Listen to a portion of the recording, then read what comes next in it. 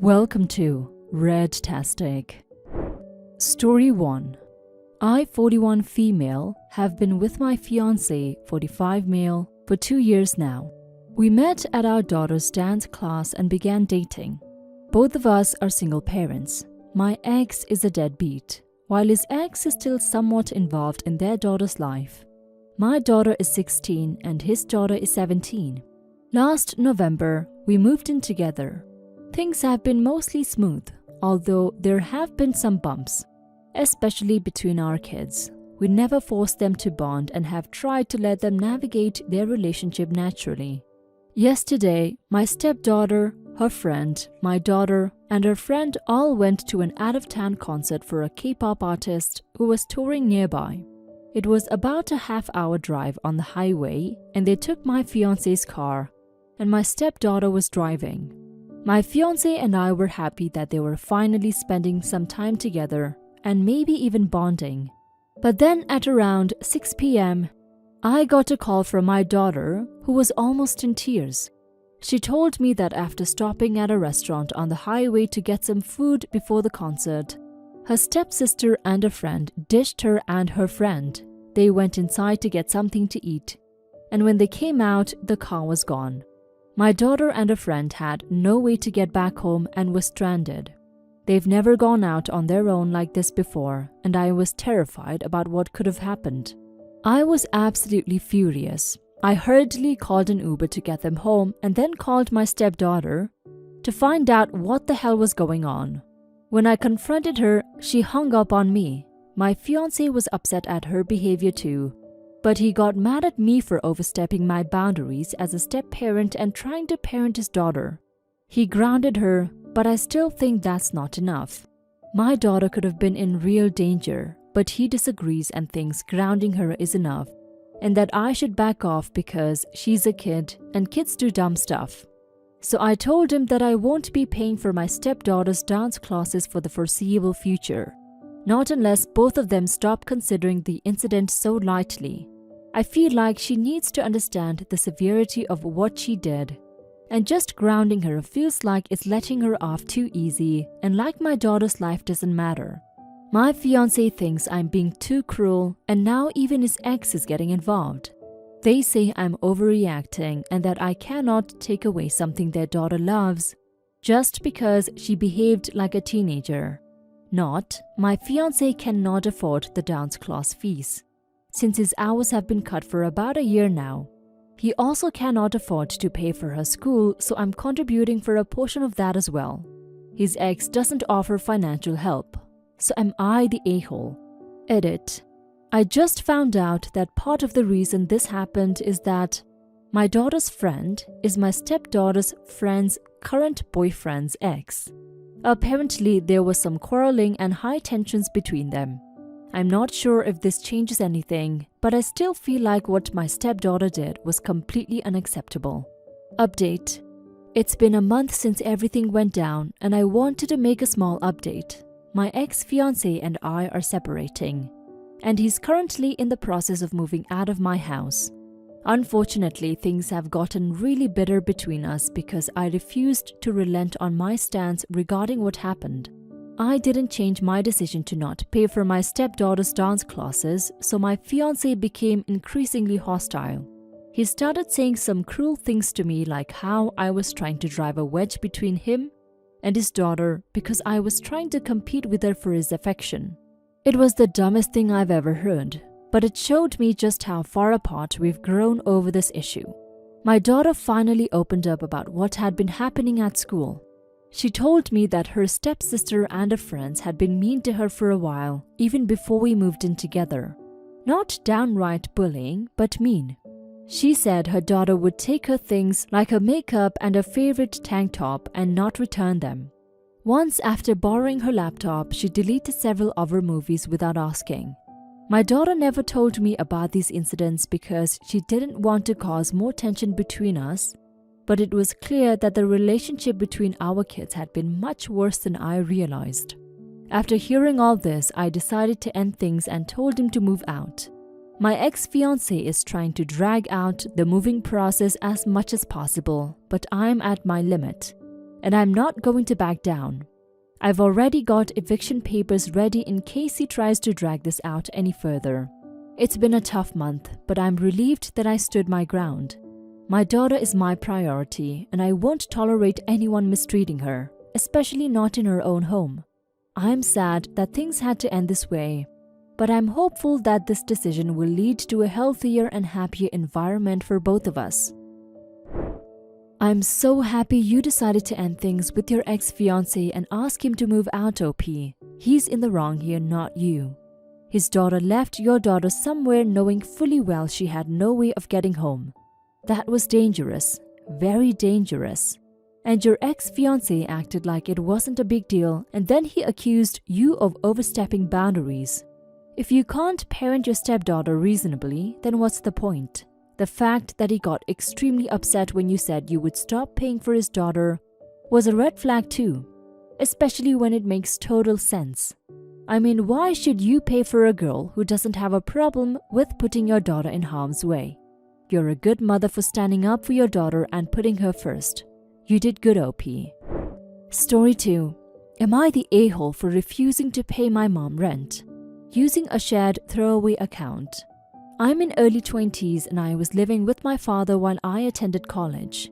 My father suddenly passed away in a car crash early last year, so I was suddenly weighed down with a lot of expenses.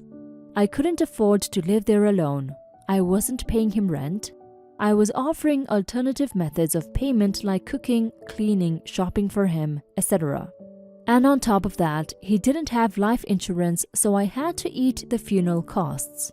During the funeral, my mom, Dad's ex-wife, it was a nasty divorce, offered to let me live with her until I can get back on my feet. Since I would have to put college on hold until I could earn some more money, I agreed and moved in. I was unable to find work for nearly 6 months. During my stay there, I took care of all the household chores. I did 100% of the cleaning, cooking, shopping, and other errands like going to the post office or calling for maintenance appointments.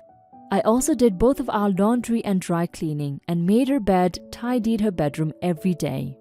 I had access to the guest bedroom, of which I was not allowed to decorate, nor was I allowed to have friends over. My mother would frequently, daily, barge in and did not let me keep the door closed. She would often demand my attention at any moment to rant at me about various things for several long hours. I had zero privacy and was essentially her handmaiden for several months. My therapist used the word covert incest and narcissistic personality disorder to describe the situation. I was a surrogate husband. She used this time to frequently badmouth my father around me, even though I told her often that I was still going through the grieving process and didn't want to discuss him. After a while, I suddenly got a job and was able to move out on my own. My mom is now claiming that I owe her rent for the time I lived there. We had discussed rent briefly before I moved in, but she never gave me a quote, and even when I tried to follow up, she never asked me for the money until after I left. There was no official agreement. I told my friend while venting I had no intention of paying. She says I would be an a-hole for not paying, but my logic here is, I was essentially paying my rent with my time and effort. Not to mention, yes, I had a bed to stay in, but I didn't really have a room or any privacy. Can you guys help me out? Am I the a-hole? Should I cut my losses and try to save up to pay her back? Not the a-hole, OP. I'm sorry for your loss and the fact that you had to spend months listening to your mother badmouth your dad. She shouldn't have done that, even if she just wanted a vent. She should have stopped when you told her you were still grieving him. Your mom didn't specify how much she wanted you to pay for rent, but while you were there, you paid your dues and you were sure to pay for your time there, just not with money. I don't think you have to pay her, but if you have the money, you could. Then you can proceed to cut her totally out of your life like she deserves. Now for some comments. Not the a-hole. She offered a place to stay while you got on your feet, extracted a ton of free labor while you were there, and treated you quite poorly. Surprisingly so, and now wants to demand rent after you left. Without having worked that out in advance, you don't owe it. and she sounds like an unpleasant and extremely selfish person. I'm sorry you've had to go through this and glad to hear you're getting your life back together. Move on in good conscience. Not the a-hole OP. I was prepared to tell you to adult and pay rent, but there was no agreement from the start that you would be required to pay rent, so that was the deal. You took the initiative to take care of things around the house and do what you could to be helpful, even while mom invaded your privacy and demeaned your dad. I'm so sorry for your loss, and I'm so sorry mom is so emotionally unavailable for you. I'm glad you moved out. Not the a-hole. First off, I'm so sorry for your loss. It sounds like you're handling yourself like a champ. Given the circumstances, you don't owe your mom shit. She didn't lay down any terms for what you would be provided and how much you would pay. If she had given terms for your stay, I doubt you would have agreed to them.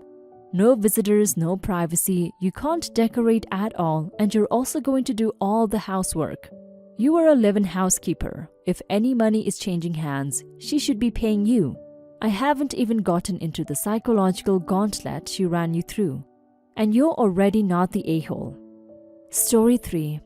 Am I the a-hole for taking my bonus and creating a secret room in my house, complete with a bookshelf door? Hello, am I the a-hole? Thank you for taking the time to weigh in on what was supposed to be a fun project, but has turned into a major issue between my fiancé and me. I am a moderator on several other subs, so I am using a throwaway to not cross the streams, so to speak. Last year, after several years of being out of steady work, I was able to land a really good job. My new company had an unreasonably good year, and in late February, I got a 5-figure bonus. I have always wanted a secret room in my house.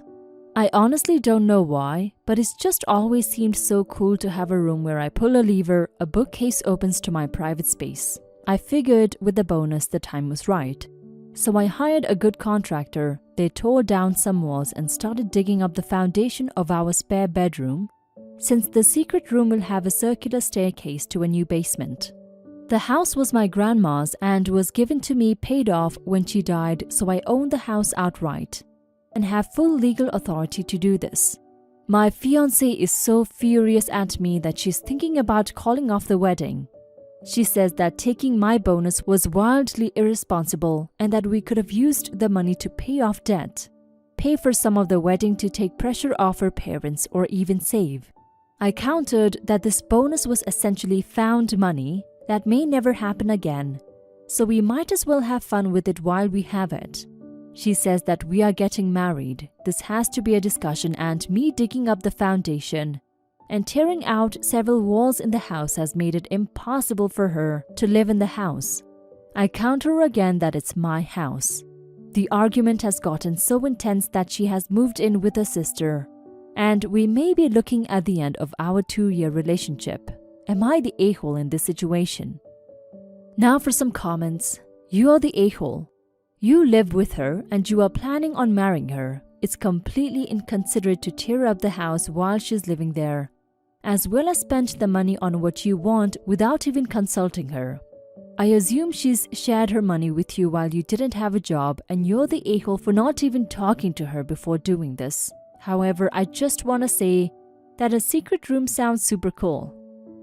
From your post, you're the a-hole. As she rightly said, blowing this amount of cash on this when you have debts and a wedding her parents seem to be funding is a selfish a-hole move.